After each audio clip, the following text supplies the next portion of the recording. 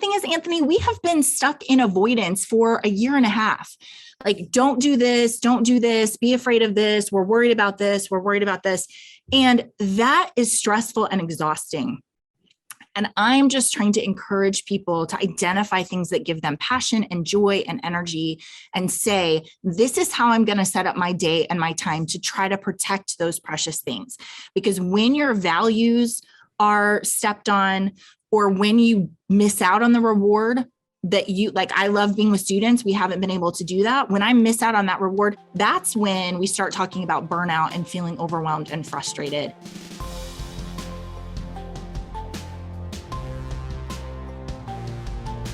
Happy Tuesday, everybody.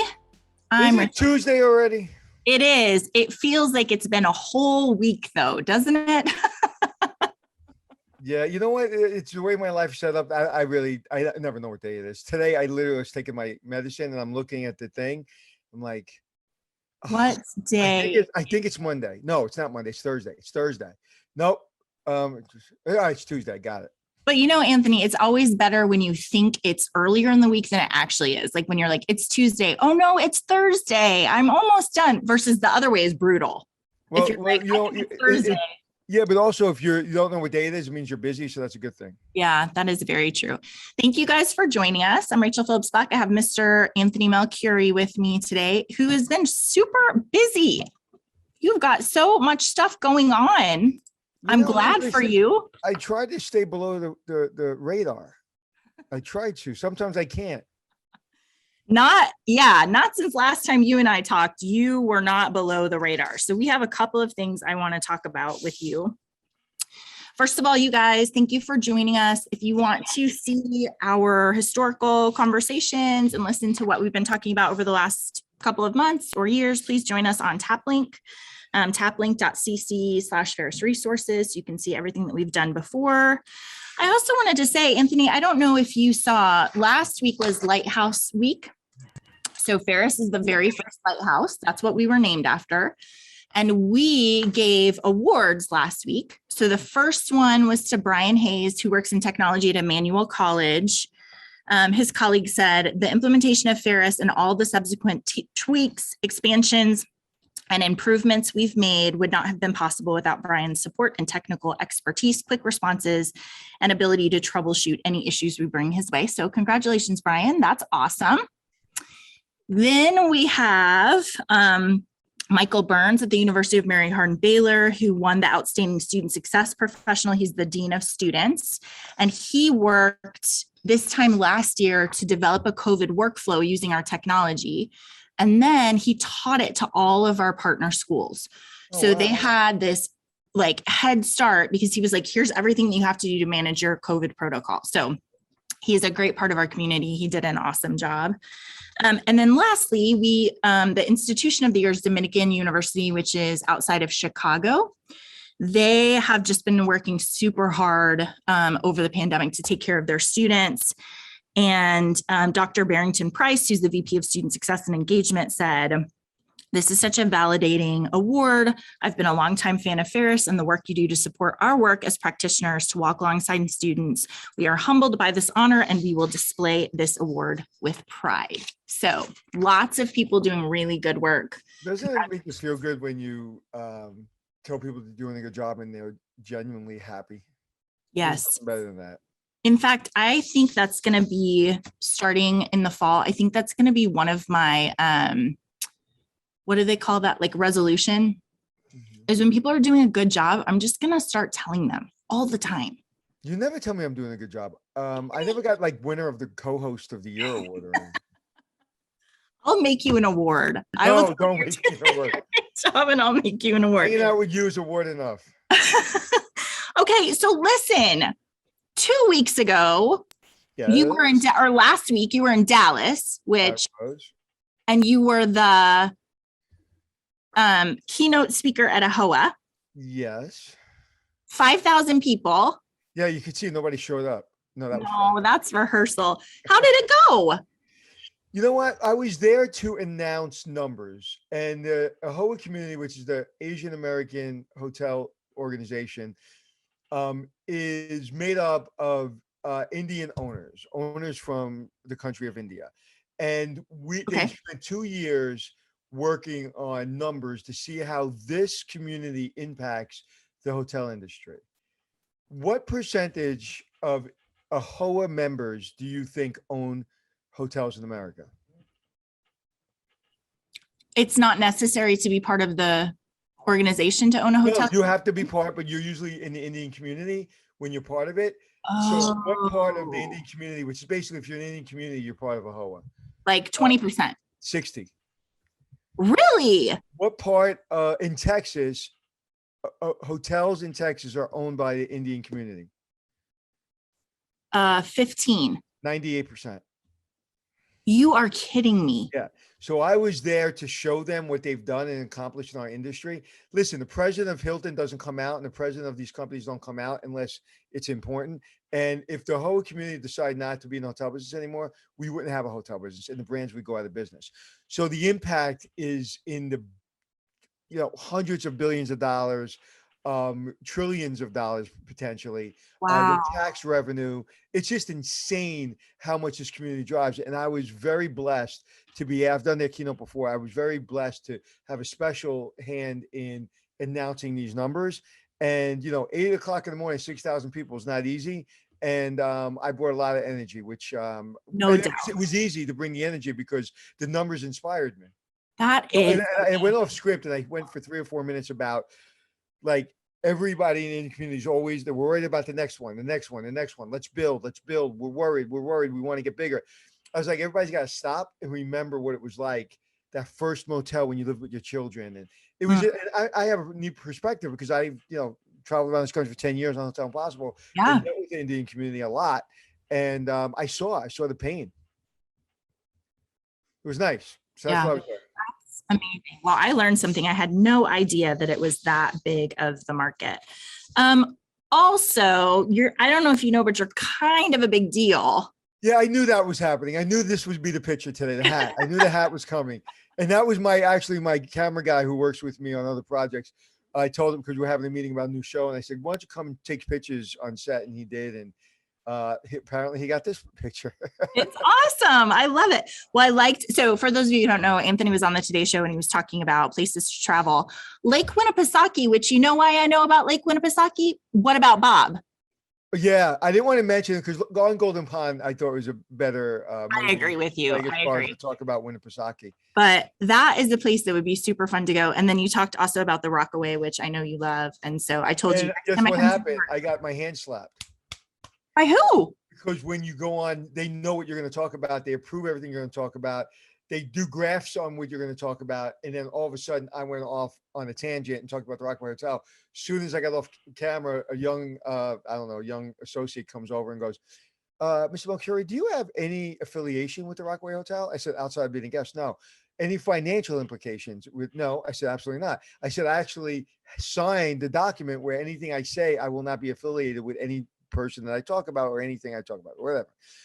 So then I get a call from my publicist and said, hey, Anthony, just so you know, why'd you go off script? And I told him, so, all right, no problem. Wait, then it's not over. Then I get a senior producer to call me and said, Anthony, do you have any financial tie to the Rockaway Hotel? I said, zero. Oh my gosh. It's the third time I'm telling you. No, fourth time, because I signed something saying I know.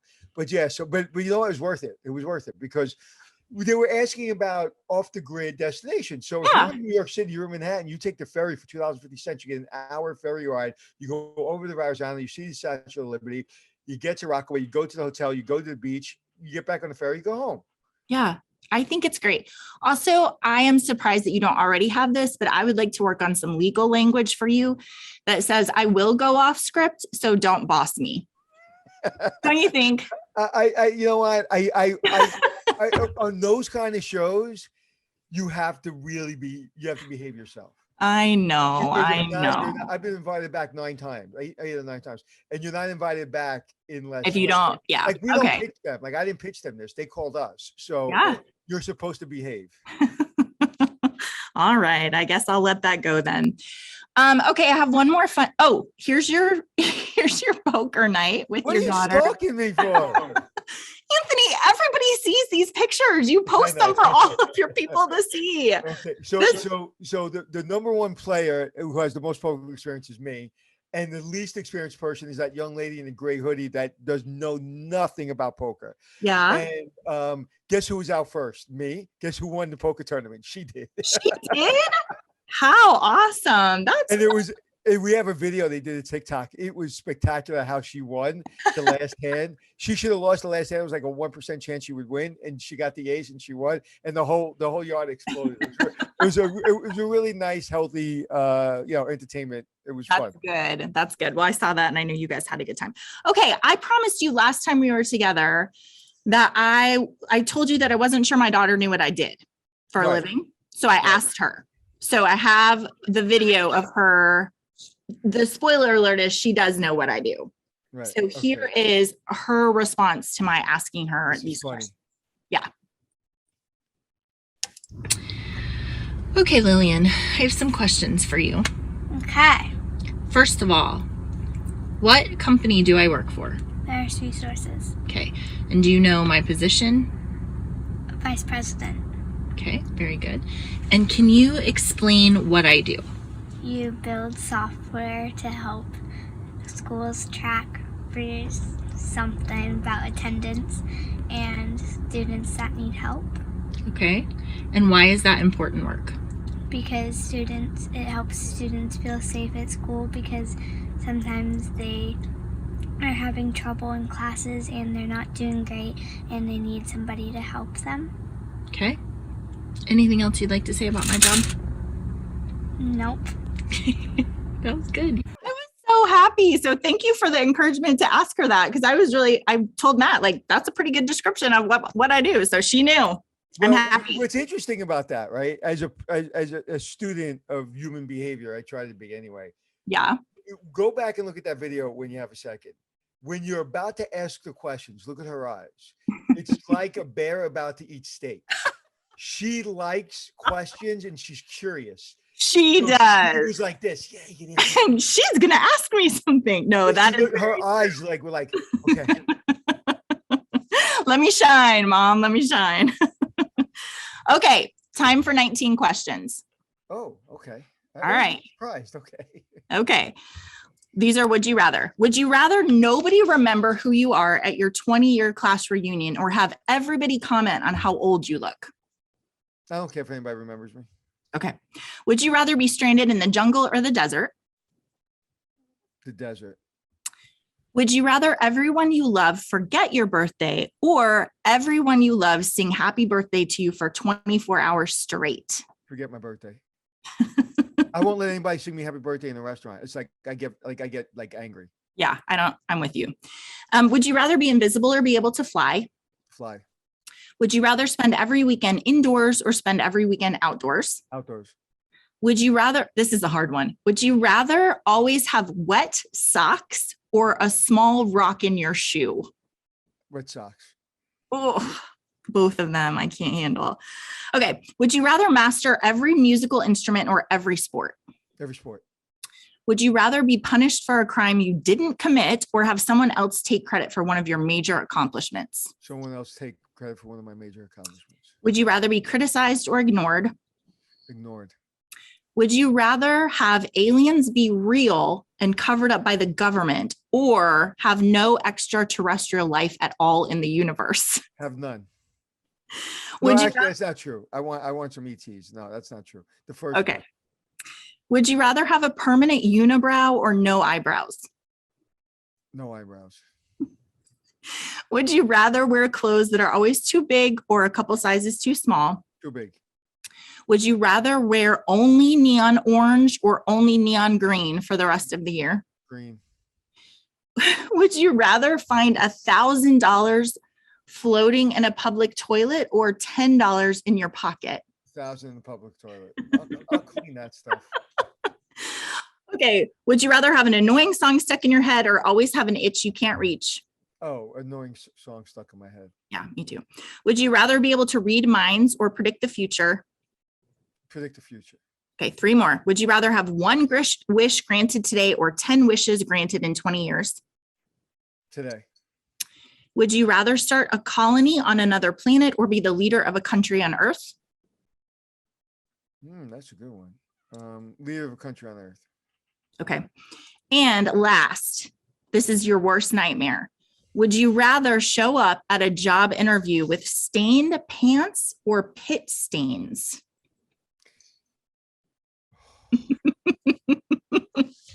Oh, wow. You're right. Stained pants. Yeah, you might be able to hide that. Okay, now I have a question for you. All right. Are you self-medicated when you make up these questions? No. Although, listen, that is the end. Like I've Googled, I've done all the searches. So I really don't know what I'm going to do. Ask Rachel to come up with some others. I should. We should crowdsource that a little bit.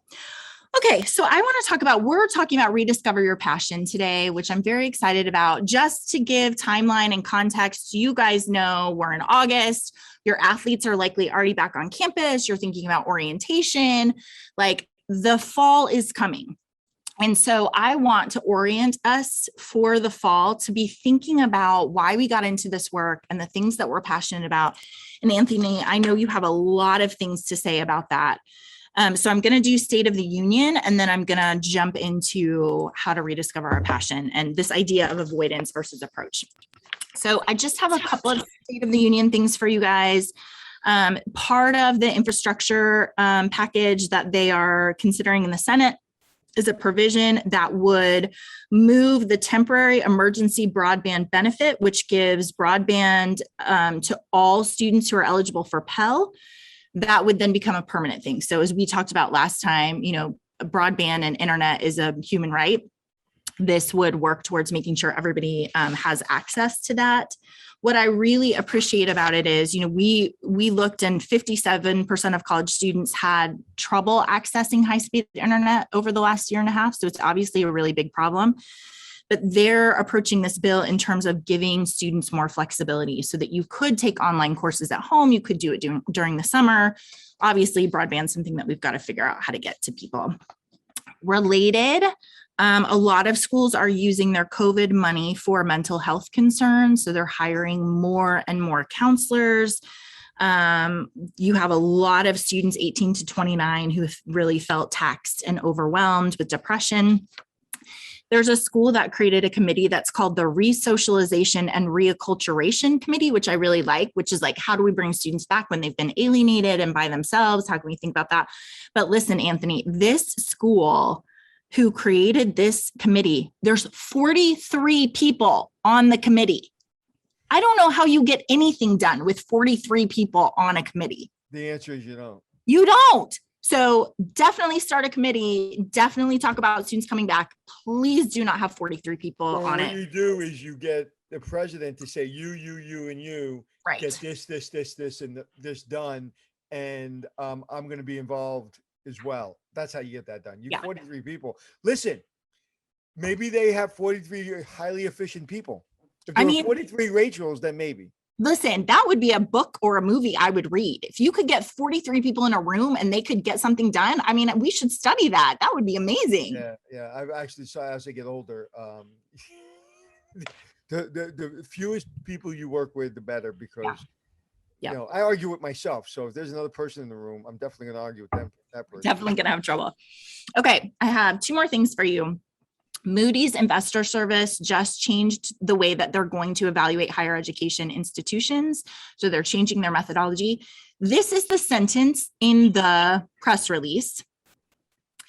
It will replace spendable cash and investments to operating expenses with total cash and investments to operating expense, and replace spendable cash and investments to total debt and total cash investments to total adjusted debt. I have no idea what any of that means. It's a terrible sentence. I did some more. If you give me 7 minutes, I can maybe. That's what Matt and I did. We wrote a flow chart. So I did a little more digging. And once I found out that when this methodology is adopted, fewer than 5% of the ratings based on the methodology is going to change. So it's not going to affect almost anybody. So I'm not going to try to explain to you what they're doing. Okay. That's what I told Matt. I'm like, that is my summary of that. It's probably not going to affect you. You don't have to worry. Okay, last 25 one. seconds we'll never get back, Rachel. No, true. The last one I'm just going to mention to you, and Rachel is going to chat it to you, and that is how to hold a better class discussion. This is coming out of the Chronicle. It is a great article on how to control your class, how to talk about why we have discussions, how to keep people who are kind of overrunning the discussion in check, and then also inviting new students in to have a discussion. A lot of times in the syllabus, this is like a grade that you offer your discussion. So this article is like very specific. Here are things that you can do. So as you guys are thinking about your fall classes, how to hold a better class discussion is an awesome article that I would really. And I'd imagine it's very, very difficult nowadays to hold, even what seems to be non-controversial discussions seem to be controversial. So I imagine as a professor, it is very difficult to get everybody on the same, not even on the same, just listen to each other without shouting over each other or without, being offended. Yeah. So one of the sections of that article is how to have those difficult conversations. When is it appropriate? What do we think about, freedom of thought and how we have to hold that space in our classroom? So it's a great article. I would recommend that you guys read it. Okay. So I now want to talk about the fall semester. It's coming. I'm very excited for it. I said last week, a lot of people are feeling overwhelmed because we had all these plans and then the variant came. And so now things are changing. But Anthony, I wanted to talk to you about this study I read. It is about these people who were given a maze. So there's a little mouse. Can you show the picture, Matt? There's like a little mouse in the maze, and either people were completing this maze to try to get the mouse to the cheese, or they had a piece of paper that didn't have the cheese on it. It just had the owl watching over the mouse. So they were trying to complete this maze to like save the mouse. Mm-hmm. Okay. And what it's testing is this difference between avoidant and approach. So when you're trying to accomplish a thing, when you're trying to get the mouse what it wants, which is cheese, you're in an approach frame of mind. And when you're trying to keep the mouse from the owl eating it, you're in an avoidant, like you're just trying to get away, right? So people who had the maze with the cheese, where they were trying to accomplish things, first of all, they did the mazes more quickly. And then after that, they tested their creativity, and they scored 50% higher on creativity than the people who were trying to avoid the owl. Well, if I can stroke my ego, as soon as you put it up, I found it in about 4 seconds. Yeah. I did. You're creative. Yeah, exactly. So here's what I think is so interesting about this. I wanted to talk to you about it because I was trying to think of you as an avoidant person, as a person who's like, really all I'm trying to do with my life is like avoid the pitfalls and not make mistakes. And that is not you at all. No. You are constantly thinking about what are we going to accomplish? Like, what's the next thing? What's the goal? Right. And pushing boundaries like I just did on the Today Show. Yeah. Well, why is that, Anthony? You know what? You used a word called passion, which I love. Passion changes everything. It's on my business card right here. Passion changes everything, right? It's right there. It's my business card. Excuse my nails. And I actually starting to change my thinking based on a conversation I had today in the podcast. A gentleman who started a company with his father and whatever. I don't know if you heard the podcast, but he said the word energy. And I think passion changes everything. And I think passion is an important word. But I have an energy. And I think energy is important. Going into the fall semester, you can have passion about what you do, but people draw on your energy and people suck your energy. So it is up to you to rebuild that energy all the time. So I never ate with my team when I ran hotels. I never stayed in the building at my desk and closed the door. I left the building for an hour. Now, I never realized that was so when I came back, my energy was replenished. I don't so much sleep a lot, but I rest a lot. But right before here, I had 2 other conference calls and I took a 45-minute break and I did nothing. I actually escaped. And So to me, energy is everything. Yeah. I've dealt with two complicated issues over the last 2 weeks. Um, two in business and two just as showing up, right? So I have to get 6,000 people excited about this report that's all numbers at 8 o'clock in the morning. So I thought long and hard for about 12 hours of my approach of how to get myself energized. Not so much what I'm going to say, not so much about being passionate about the matter, but making sure that I felt like I was like just born, right?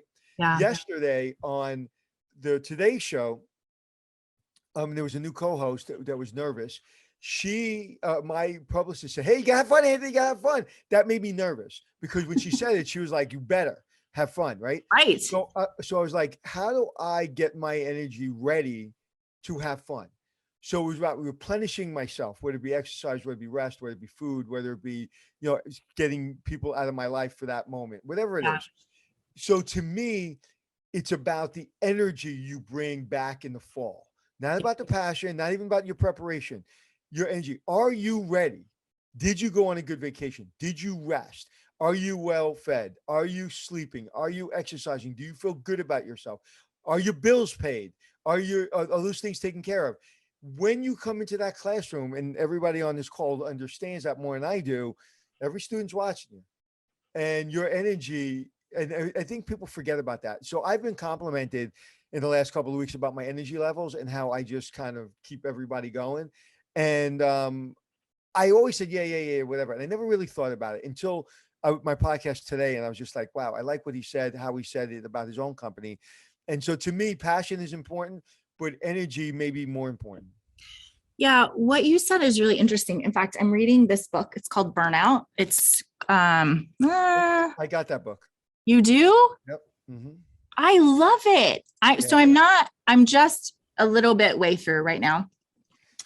But here's what they're saying that I think is really related to what you're saying, which is we have stress that, back in the day, a long time ago, it was like a lion is chasing us. And so we feel stressed. So our body responds with like, hey, we're going to fight or flight. So all your energy is going to go towards saving you. Right.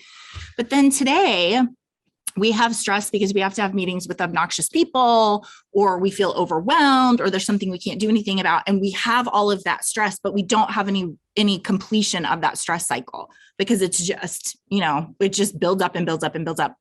And so what you're saying about completing that cycle by exercising, by doing something that you love, by releasing all of that and saying, I'm not going to walk around with this in my body because I'm going to use the energy for positive things instead of just containing all of the stress inside of me.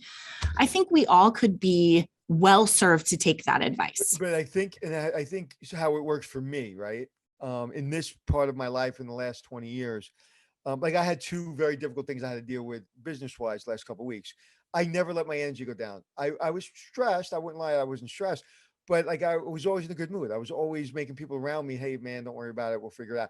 And I did things and outsmarted someone to get everything that we needed to do to walk away. But we were whole when we walked away. Yeah. And it was just my business ability to get that done.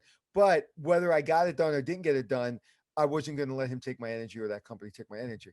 But I think the secret is, and you can only do it when you have some wins and you're building your own identity and your own confidence, is you got to be able to say not only no, but hell no. Right. And walk away from and understand, a lot of times we keep people in our lives or employees or even students on campus when they're just sucking the energy because we're trying to help them. Yeah. And I'm going through this with my daughter now in her class or what she's doing in work. And I'm just like, listen, at the end of the day, they're taking your energy. The only person who can take your energy is you because you're letting it happen. So I've been very focused without realizing it that I almost never let anybody take my energy anymore. And I haven't for a long, long time. Yeah. And my energy belongs to me and my energy is my responsibility. And showing up when I say I'm going to show up is my responsibility to show up with energy. And again, wherever I am, whatever I'm doing, every time I'm with you guys, I hope I'm bringing that energy because I do whatever I need to do to compartmentalize, to give the same energy I'm giving here that I do in front of 6,000 people or on a Today Show or in my business. Yeah. But you're in charge of your energy. No one else is. So passion you can have, You can be sitting there and go, I'm so passionate about what I do, but everybody gets in my way and it's just not fair. And I'm tired. And what did you have? I had 3 cheeseburgers. Okay. And I had a bag of French fries and I had a Coke. Well, maybe that's why your energy level's not up. So your passion's there, but your energy won't allow you to move forward. Yeah. Well, I talked last week about focusing your energy on things you can control. And that's exactly what you're saying, right? Like, I can't control all the people. I can't control all the goings on, but I can control me, and I can control being in situations where it's sucking out my energy for things that are not important, or I don't want to I don't want to spend energy there. That is not a thing that I'm investing in. What's going on now in the world where, the numbers are coming back and we're getting concerned again and all that. And New York City just created a vaccination mandate that you have to be vaccinated before you go in the restaurant. Nobody wants that. No one wants to show a vaccination card. I don't want it. I hate it. I don't want to wear a mask. I hate it. However, in order to go forward, okay, if that's going to get people vaccinated, and yesterday I was in Wayne Reed and all of a sudden I saw a line outside the door, people getting vaccinated. If that's going to get people to be vaccinated, I will be inconvenienced to make sure everybody's vaccinated so we can take our damn masks off and we can stop asking people for their vaccination cards. So I can have one or two ways of looking at that. I'm pissed off that people aren't getting vaccinated, whether it's your choice and it's affecting my life, but it's their choice. So they should have the right to have a choice. So the government's like saying, yeah, you can have a choice, but you can't go or you can't go into restaurants or gym without getting vaccinated. Okay. That's controversial. I'm not talking about whether it's right or wrong. What I'm talking about is wherever I fall on that line, I am not going to let that take away my energy. I am not going to get into arguments with people. You know how many people like to lead on Facebook that, ask a question, like it's not political, and they go crazy. Matter of fact, I posted something yesterday from the Today Show, and I think it was taken down from a website because I was on NBC, and I think people on that website were concerned that I was on NBC, and they took down the post. And so I was just like, okay, whatever. Like, I just decide not to argue with people and not to move on. I will argue with people I feel I will learn something from. I won't argue with people that are going to drain my energy. Like people that go on Twitter and have Twitter wars. What are you doing? I think Taylor Swift has a song about that, right? I don't know. Well, here's what I think is interesting about what you're saying. And as I was thinking about you today and thinking about this avoidant versus approach, is that what you're saying is like, I'm not avoiding conflict with people. I'm approaching a good life. Like that's what I'm trying to do, right? If I'm happy to have conflict, if it's going to make my relationship better. I'm happy to have conflict if it's going to solve a problem, if we can get that out of the way so I can achieve my goals. I'm happy to have that kind of conflict because I'm pursuing a thing. And when conflict is an obstacle, then we got to have it so we can fix it. But having conflict as an avoidant, like I don't want to actually accomplish this thing, I'm walking away from it. I don't want to have conflict, or conflict is just for the sake of conflict. I'm not actually pursuing anything. It's just stupid. Yeah. That's where you get exhausted. So somebody said, I think it was a psychologist, I was watching something, and they said people that use the words, it is what it is, are the most happy people. Because they understand exactly what those words mean. It is what it is. Nothing to be done about it. That's what it is. There's a guy named Matt Holloway in the UFC that says it all the time. It is what it is. And when he loses, it is what it is. When he wins, it is what it is. And I say that a lot. I say those words a lot. It's like right now with the vaccine thing, it is what it is. It's if I swear up on someone, it is because I think I can learn or you can learn from me. Right. But 97% of the time, I'm not swearing up. I'm walking away and avoiding exactly. Wow, you're really good. That's exactly what I do. I avoid it. Again, I'm not avoiding success. I'm not avoiding an argument. I'm avoiding a waste of my time. Right. Which I think is a really important caveat, right? Is like, I'm not afraid of it. It's just, that's not where I'm spending my time. People say, I'm going to give it 110%. No, you're not. You're going to give it 100%. You only have 100%. So if I take my battery, right, in the morning when I wake up, I have 100% battery because I'm recharged most of the time. Okay. I'm going to give 30% to this. I'm going to give 30% to this. I'm going to give 30% to this. I'm going to give 10% to something else. That's all I got. Right. You know, Randy Zuckerberg, you could do her book. You can only do 3 things well. you only got so much, and that's all you can do. So if you're doing 7 things and you think you're doing it well, something is not going Suffering. well. Yeah. So yeah, I do a lot, but the things I do are within those silos of those 3 things. Yeah. So Yeah. my business, that's one silo. My family is another silo, and my physical and mental health is another silo. Those are the 3 And- things I focus on. And poker. 4 Well, silos. that's my physical and mental Oh. health, right? Think about anything you mention, I can throw in one of those silos. Yeah, for sure. So, I mean, maybe that's a good action item for our listeners, is to say, like, what are those 3 main things that you're focusing on? And how can you invest in those? And I also, part of our conversation today is about what drives people, what is the motivator for them. And there's a great book. It's actually called Drive. Josh, our director of software development, just suggested this. Matt is in the middle of reading it, and I'm going to start pretty soon. But one thing that he says is the secret to motivation, to drive, is 3 things. The first one is we want to be able to direct our lives. We want to be able to expand our abilities, and we want to be able to live with a purpose. And I love that, because I think those 3 things, like, I want to be in charge of me. I want to be able to master a thing. And also I want for the work I do to be really meaningful, for me to make an impact. And I just would challenge anybody who's thinking about the fall.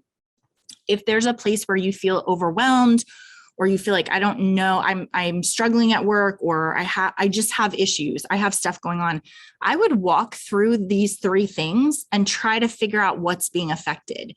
Do you have autonomy? Can you direct your life? Can you decide what's best? Do you have the opportunity to get better at the things that you're doing and the things you're interested in? And then last, do you understand how you're living your life with purpose, how it's making an impact on other people, on students, on society? And my suspicion would be, if you're struggling, one of those 3 places, you'll be like, that's it. I'm not allowed to direct my life. I'm micromanaged. And the things that I want to do that I think are important, I have somebody who's telling me, no, you cannot do that. Or what I'm doing is not good work, right? It's not, I have no purpose. Or this idea that I'm so sick of doing the same things, I'm not getting better at anything, because it's just over and over and over and over, I'm doing the same things. So, and I think that every person that's asking their team to come back to the office full-time, 5 days a week, every week, has got to read that paragraph you just put up there. yeah. Because it says, are you directing your life? Everything else is second to that question. Right. Are you directing your life? And if you're going in and you're taking a commute that you don't want to take, and you know is not necessary, this is really important. Because if you're directing your life and you're like, I love my job, and I know I can't do my job, I'm a nurse, I can't do my job without going to the hospital, and that is just part of it, and I'd rather not, but I have to. So I am directing my life because I want to be a nurse, and I have to go into the office. But if you love, I don't know, say you love writing, and you know you can do it at home and still report in, do your Zoom meetings, maybe going once a week or even once every other week, for a week on, week off, whatever. Every boss has got to understand, do your employees feel like they're directing their life? And most entrepreneurs are entrepreneurs for a reason. I do what I do because I direct my life. Yeah. And I was tired of making rich people richer and for dumb people telling me what to do. And there were some smart people telling me what to do, but there were a lot of dumb people telling me what to do. Yeah. That is a thing that, man, if you have been, I'm sure many of us have been in a position where you have somebody who's over you, who everything they tell you, you're like, that is not the right thing to do. It is a entirely frustrating experience. You haven't had a dumb boss. You're not working hard enough. Right. Okay. One other thing that I want to talk about, and that is this idea of intrinsic motivation. So higher education friends, you know that the reason that we do this work, like I told you last week, is it's good work. We love sitting with our students. We love making an impact on them. And I would challenge you to think about the parts of your job that you would do even if people didn't pay you. right? The best jobs I've ever had are where I get a paycheck and I'm like, oh my gosh, I cannot believe somebody is paying me for this. I would love doing this, even if I weren't able to make a living at it. Like I would volunteer. That's my whole life. Yeah, I would volunteer to do these things. I think it would be so nice. So this quote again from the book Drive, people use rewards expecting to gain the benefit of increasing another person's motivation and behavior. But in so doing, they incur the unintentional and hidden cost of undermining the person's intrinsic motivation towards that activity. So sometimes when we attach a dollar amount, what it does is take away my investment in this is good work, which is why I do it, and make us focus more on the idea of how much are we getting paid. I don't know. No one's ever worked harder. And I will go on the record. No one's ever worked harder because they made more money. Yeah. Have you heard this study where a boss, so somebody's working overtime, a salaried employee is working overtime, and the boss can either give them, let's say, $16 and say, hey, thanks so much for your work, or can buy them dinner. And what they found was when you give an employee $16, they feel cheapened by it because they're probably not doing it for that. Like my 2 hours of overtime is $16. Why would I work? Right. But if Matt brings me dinner and is like, hey, thank you so much for your work, I want to make sure you have some food to eat, I feel cared for. 100%. And he has not cheapened my work. Like this work that I'm doing is not worth $16. It's worth way more than that because I believe in it and I think it's important. And I've seen that so many times. As a matter of fact, just recently, I can't remember what it was specifically, but someone said, hey, what do you think, Anthony? Should I do this? Or should I do nothing? I said, well, you shouldn't give them that amount of money because they're going to be insulted. And you shouldn't do nothing because they're going to feel ignored. I don't know, I can't remember what it was, but it was something like this. And I was just like, just do something that lets them know you care. Right. I sent a video right in the middle of everything that was going on with the Today Show and Dallas and other things going on in my career and in my family and everything. I sent a video. I don't remember where it was, but I knew I didn't have time for a really good text message or email. I was running and I literally turned the camera around, looked and told Suzanne, who works with me on projects, I looked in the camera, I took 30 seconds, told her how I felt. I sent it to her literally. Yeah. And I also paid her extra to do the work that she did. When I called her when I sent her the video, she couldn't believe it. Like she was so nice. She called me up and then I called her back. So, oh, by the way, I sent some money to your Venmo account. I'm paying you for that work too. And she was like, oh, all right, thank you. Like she could care less. Right. But right. It wasn't $5. It was a good amount of money. And she was like, okay, thank you. I like, she did not get the same enthusiasm, Right. You know, as when From I the sent money. that little video than the money. And I was like, you know, and I was glad I sent the money, but she didn't want the money. That wasn't the point. That She wasn't just the wanted point. you to say she did a good job, which I think most of us are like that, right? We just want, and so, like I said, I'm going to be a lot more generous this coming year with telling people that they're doing a good job because it is such an impactful thing for them. I'm listening. Okay, Anthony, you do such a good job all the time. Okay, so I want to talk about career values. I don't know if you know this, Anthony, but in my past life, I was a career counselor. So I talked to students about their careers. And then also, Ferris has sort of a partner company called Pathlight, where we help students figure out what they want their majors to be and their careers to be and that sort of thing. And a really big piece of this is career values. And I bring it up today because as you are guarding your passion and your energy, and as you are focusing your energy on things that you have control over, career values is a huge thing for you to be assessing for yourself because you can have, so when we talk about careers, we talk about personality, like how do you approach the world? And we talk about interests and we talk about your abilities. And you can have the same set of personality, interests, and abilities, but depending on your career value, it will totally change your experience of work. So I want to give some examples of this. If we have a person who has the personality type where they are super detail oriented, where they're very orderly, they have the ability to create a spreadsheet, they can manipulate numbers, they're really interested in money and numbers, but they value stability and precision, Then if you are a good career counselor, you would say, this sounds like an accountant, right? We need you to be like in a stable, precise environment when you can do all these things. Okay.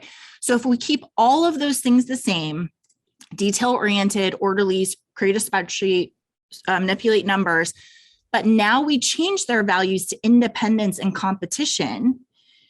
If we put that person as an accountant, they will be very depressed because they're going to be like, I don't want to be in an office all day. I want to be out and competing and I want to have independence. So then we might think of something like a person who's a stockbroker or like on the trading floor or something like that, right? So just changing those values, even if they're doing the same sort of thing, it's going to totally change what kind of job that they want to get into. Very interesting. Yeah.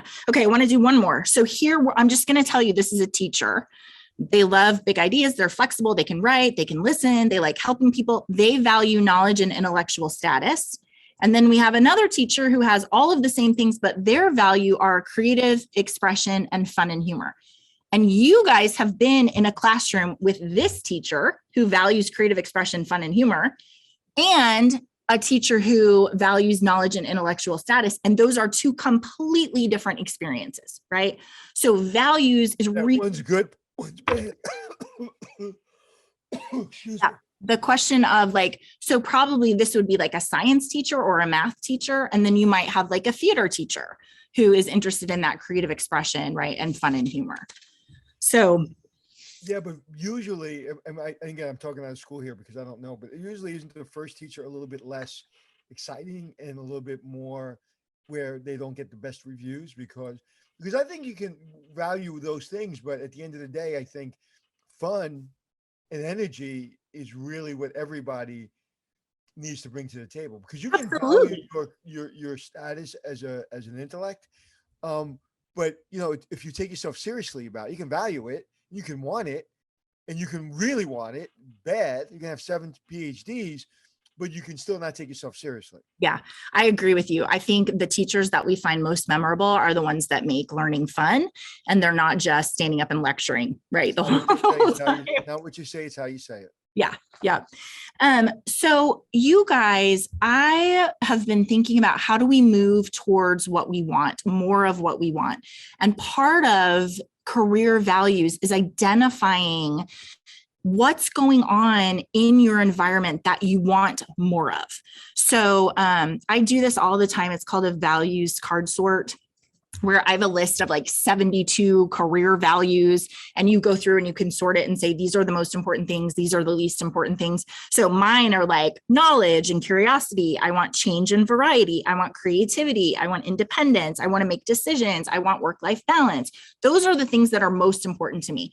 And I can tell you, when I have a day where I feel stressed out or overwhelmed, one of those values is being threatened. Somebody keeps putting stuff on my calendar when I thought I was going to have a free day. And so my independence is being threatened and my work-life balance is being threatened. Those are the things that make me crazy. And what we have to do is create our lives so we have more support of the values that we love, and protect those values so that we are able to live a happy, settled life.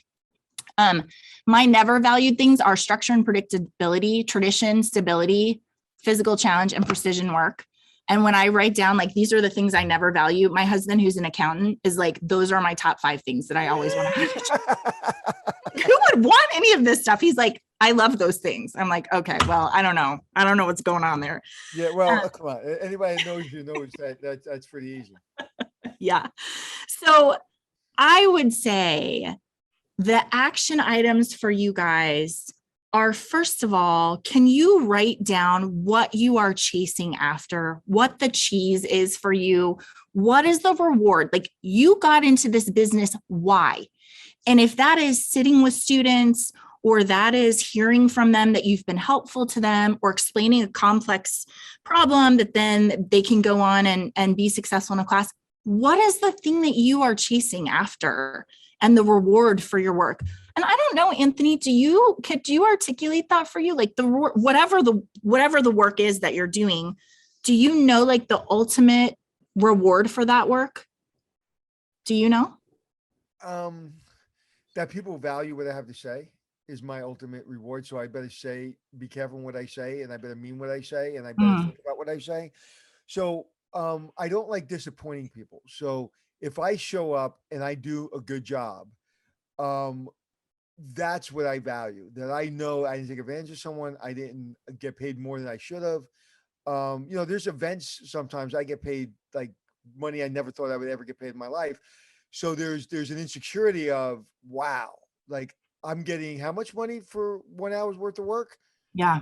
A lot of people don't make that in a year. And I have a very uh a big insecurity about making sure that I value my work, I value that opportunity, and I give as much as I can to that opportunity. And as long as that person says thank you, we're happy, I'm good. And that's kind of how I find value in what I do.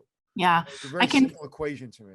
Yeah, I can see that for you, it's like, did I show up and do what you wanted plus some, right? That's all And I do. then if I've done that, then I feel really good about it. And I want to make you happy. Somebody just said I was somewhere, I was in Dallas, and this gentleman was going to be on my podcast. He's actually now the interim president of Red Roof Inns. And Oh, he hired me to do my first keynote 8 years ago. And he says, "Hey, Anthony, I was the lawyer on the contract. I was working with you and your, agent and the lawyer." And I didn't know that because I didn't really meet with that guy. And he goes, "I was the lawyer." And then at the end of the keynote, you came over to me, and the words you asked me, I will never. He just said this to me last week. I'll never forget. And I said, "What did I say?" Because maybe I said something he didn't like. And he said, "What did I say?" And he said, once I introduced myself, he said I was the attorney that worked on it. You look at me and go, "Are you happy?" He goes, "I'll never forget those words. yeah, You that's asked good. me, are you happy?" Yeah, that's a good one. Um, And that's what I value. Are they happy? And did I do a good job? did you do? Yeah. I think if I had to say my ultimate value, it's, do people feel empowered?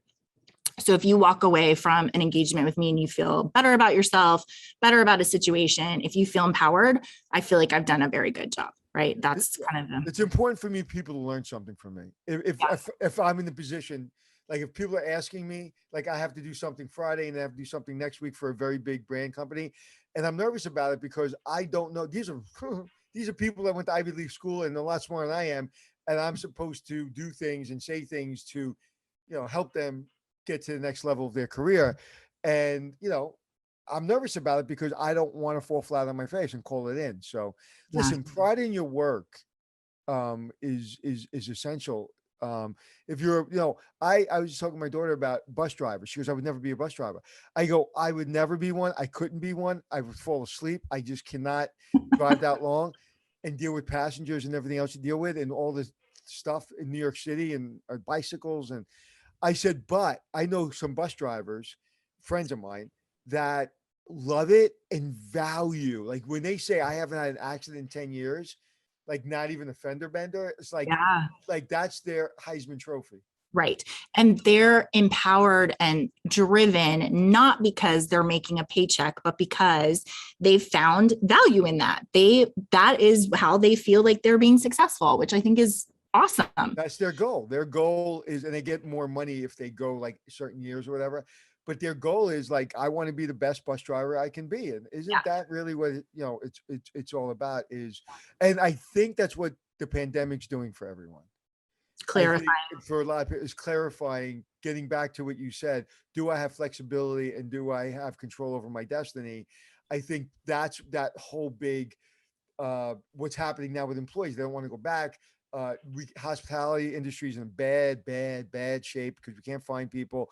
And now we're just literally, somebody said, "Anthony, I am putting a warm body in every position because I'm in crisis mode." And this is a person that believes in service. And like, "Anthony, our service scores went down 30%."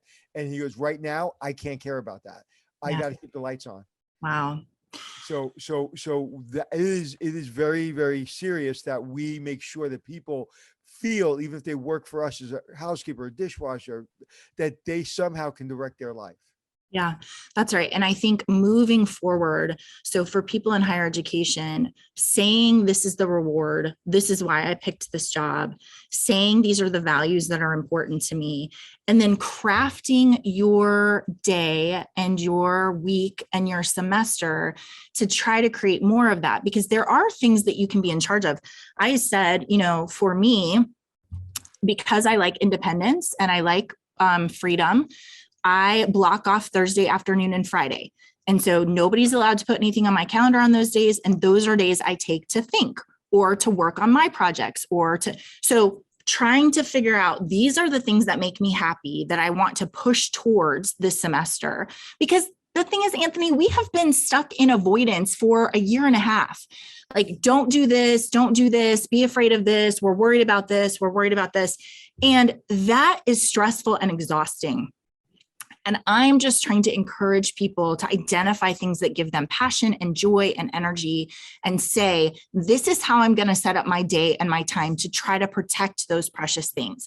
Because when your values are stepped on, or when you miss out on the reward that I love being with students, we haven't been able to do that. When I miss out on that reward, that's when we start talking about burnout and feeling overwhelmed and frustrated. Yeah. Burnout isn't being tired. What I learned I read that book, maybe second edition or third edition. I read that book at the Air Force because when it came out, because I was in college, I got my degree at 3.5 years. I was in the Air Force 4 years, won a lot of awards, and I worked almost a full-time job in the hotel business.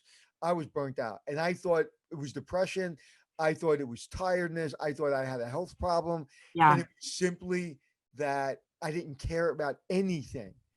I just didn't care. Yeah. So I wasn't exhausted. I just didn't care anymore. I didn't have any energy for anything.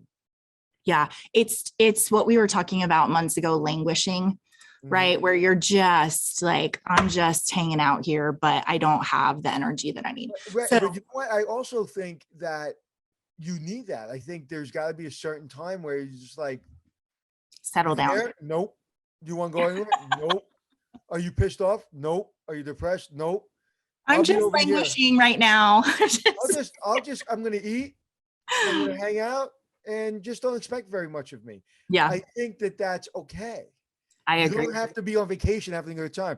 You don't have to be meditating. You can just be sitting in the corner going, blah, blah, blah, blah. That's okay. We will give you some allowance for that. It's understandable. Yeah. So you guys, please write down the reward of your job. Please write down your values, and then please think about how you are going to build your work to support those things, because I think it's going to help you have a better semester, and it's going to help you show up for your students. You remember we were talking about emotional exhaustion. Like, it's just hard to care about all the things all the time. And so we have to be very, very intentional about protecting ourselves, Anthony, like you said, and being able to build in places where we are getting our energy back and we're being rejuvenated. So those are your action items. And I think people, and again, I have no qualification to say this other than just my instinct, that people coming back to school are going to want to be taken care of more than they want to learn. And if they learn 20% less this semester than most of your students, but they feel 20% more cared for, they'll get the same grade they would have gotten if they learned less, because they would, when they are down and they are maybe a little concerned about the work, they'll feel cared for, and they'll ask questions. We can't go into, and I'm actually consulting with a big company right now because I think they're doing everything wrong, and because that's what I'm hearing from their employees. And I'm like, I'm going to use that paragraph. It's like, you're not letting them control their life. You're taking that away. So everything else they hear is potato chips. Somebody chew potato chips. It's all they hear. You've got to allow them to control their life. The students, the same thing. We've got to allow them to come back. That makes them feel good. Now, I'm not a person that thinks the student's always right or the customer's always right, or, I think we have to be sensitive, but I think there's a level of sensitivity that gets in our way. But we do have to care, and we do have to listen. And we have a responsibility to hold people accountable. But if they don't feel like they're in charge, this story I'll tell you next time. Just remind me about Julia Childs and Craig Kameniak. Okay. Sorry, I'm like kind of taking a little journey in my brain, because I think what you said is genius about students need to feel cared for instead of learning. And so I mean, that's maybe a whole podcast on its own, because we sort of have an emergency, like a current crisis. We have Yeah. goals. We have to do this because we have to get these marks. So the principal thinks we're smart. Yeah. We're the president. And I just wonder, I know our people go into higher education because they care about students and they want to care for them. And so even just changing your job in your brain for like, yes, we have to deliver these things, of course. But maybe if I frame my job as, I just need to care for these students, that feels different. You know what? But it comes down to the leadership. I have a friend that just took a PhD. She just took over a new position, and she wrote the president a letter, and she shared it with me. And the letter was just a couple of days ago. The letter was, I have never felt more cared for. I have never had a better introduction to a university. And she's worked for some pretty high-powered universities. This is a much smaller, much less known university. And she said that your onboarding process is second to none. Wow. You came to the orientation with your team and you listened and you spent time. You didn't like, okay, that's a check mark off my checklist and off my day and I have to go. She literally, like, I don't know if she wept, but it sounded like she was weeping when she spoke to me. Yeah. She truly felt cared for. And now she may not have learned everything about the university. I don't know. She may not have had high expectations or like the standards are this and we're going to be the best. She just knows that that team cares for her. And you don't need to tell her to be the best. That's who she is. She got a PhD. You don't get a PhD by calling it in. Yeah. Very true. That is very true. I think that's great. I think we need to just be focused on that care piece. That's good. Okay. Well, you've wasted another hour with me, Anthony. Thanks. It is not wasted. I've learned more than I've ever given to you. Oh, well, I appreciate us being able to just have good conversation. It's always a joy. On the 17th, we are starting our fall series, which is about, I think the next slide is just all of the conditions for student success. Could you put that slide back up? I have a person I'm sending this to. Yeah. This is Dr. Tinto, who is our father of retention. And I think I said the other day, like all of his access was about equality and saying, if you're going to let students in, that's great, but you have to also have a plan for how you're going to support them. Otherwise, you're just saddling them with debt and not a degree. So you guys join us August 17th. We're going to start that. And I have got my major problem that I got to figure out before the next time we meet, Anthony, is where I'm going to find some more questions. Rachel and your team. Matter of fact, I'm not going to ask any questions to Anthony. You guys got to come up with it. Okay, I'll do it. We'll see how good their brains are. But the problem is you're doubting them. You're like, we'll see how good their brains are. I know how hard it is because I've had to think of 400 questions. Rachel, did you think that maybe they're smarter than you are? I mean, they are smarter than me. So probably they'll be like, why was that so hard for you? All right, friends. Good to see you guys. Thank you so much for joining us. It's always a pleasure. And we will see you next week. Bye.